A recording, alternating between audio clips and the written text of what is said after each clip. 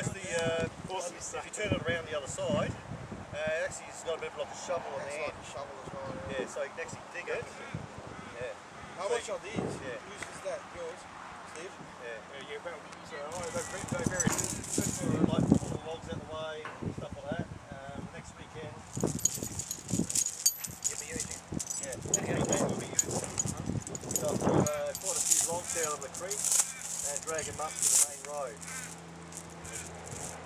You're going to trust them? What do you think? You've got 50 fittings to the end of the log? Yeah.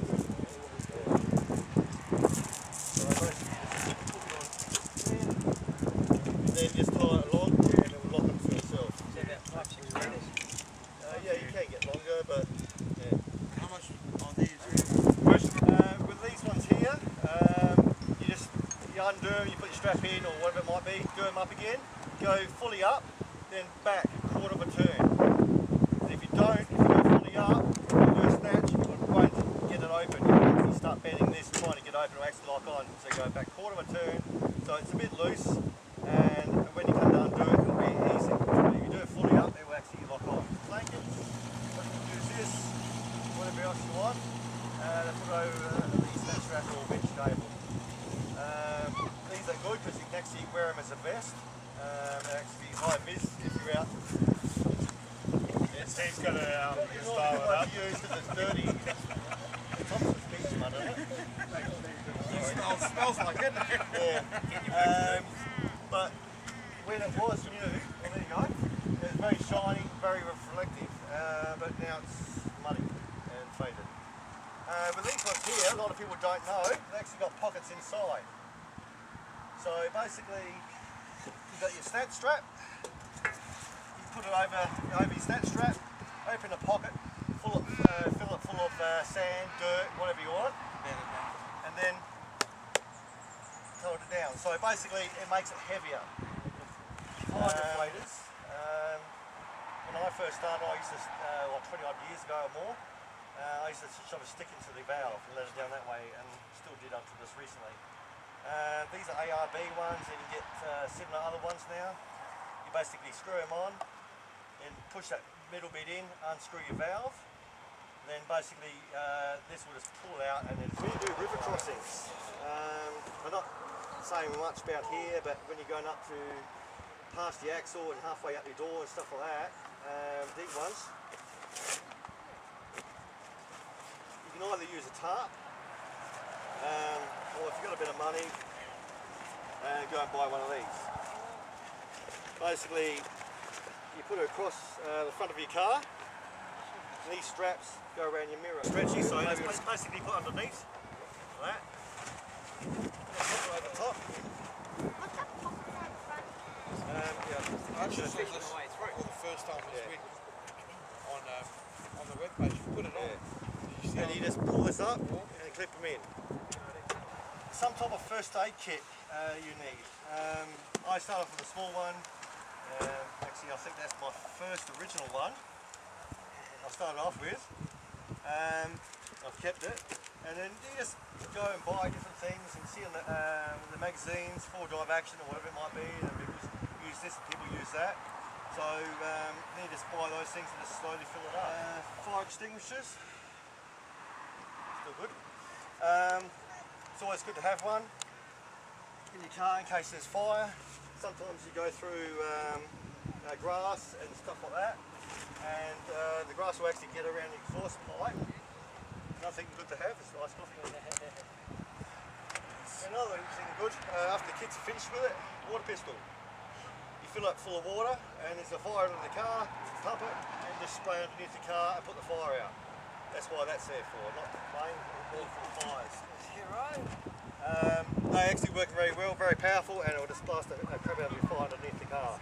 Because the dry grass will eventually catch on fire under the exhaust pipe. So here's a reverse one, so you put it on, eventually, and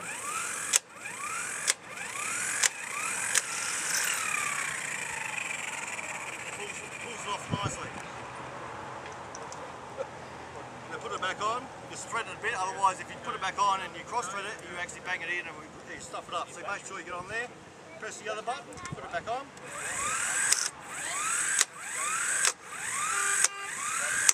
And it's not moving anymore, and that's fully but yeah, you got sharp rocks just to let the tyres down and stops the punches. Yeah, for those of you who don't know, say that's a sharp rock.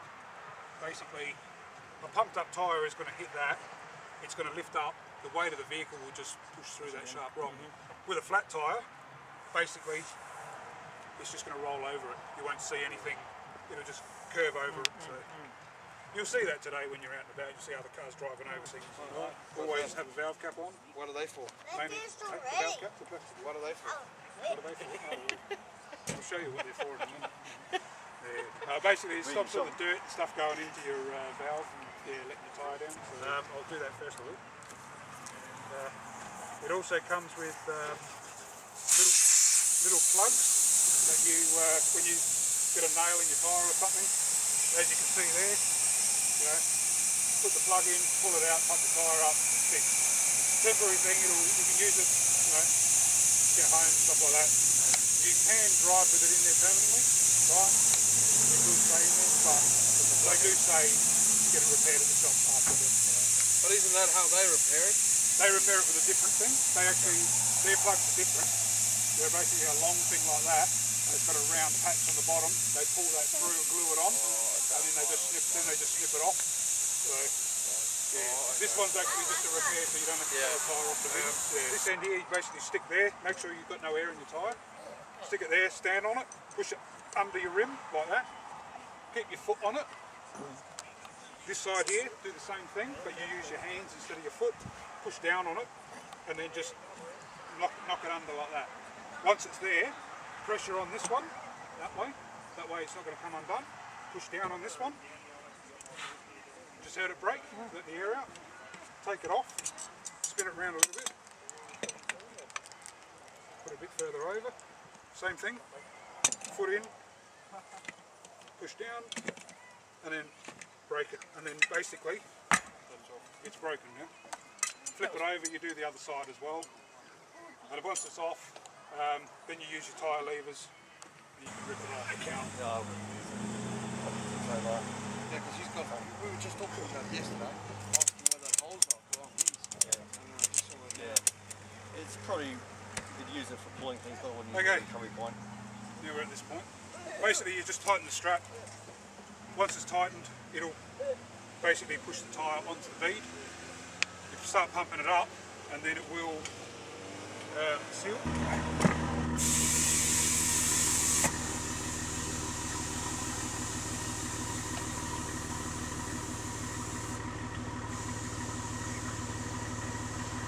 I think it's dying. You need to rev it up a bit. It's coming, guys. It's coming. It's alright. Yeah, guys. And then basically just keep pumping it up until it's got the pressure you want. Like the plugs. That's the pump that goes inside. This thing's called a reamer.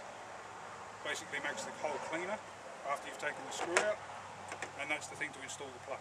So I'll do a quick demo on this one here. If you've got the screw in there, if the screw's gone in on that angle, you need to put this thing in on that angle. Otherwise you'll be puncturing another hole if you go that way. You just got to clean the hole. I'm actually doing it through just rubber at the moment. There's nothing there. So I won't push it too hard. But basically it just sits there like that.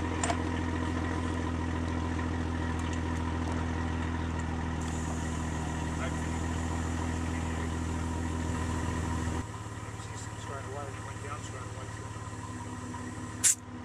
Basically that's not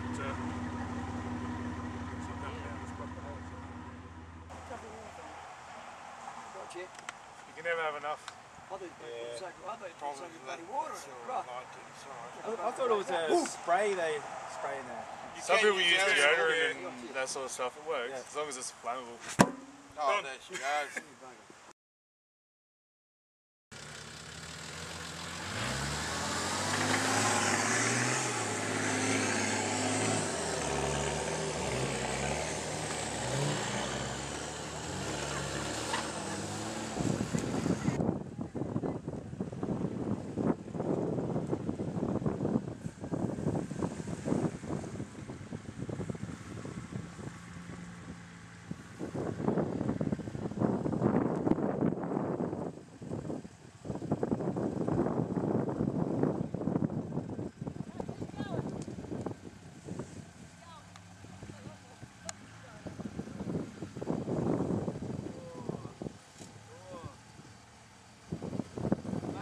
stop.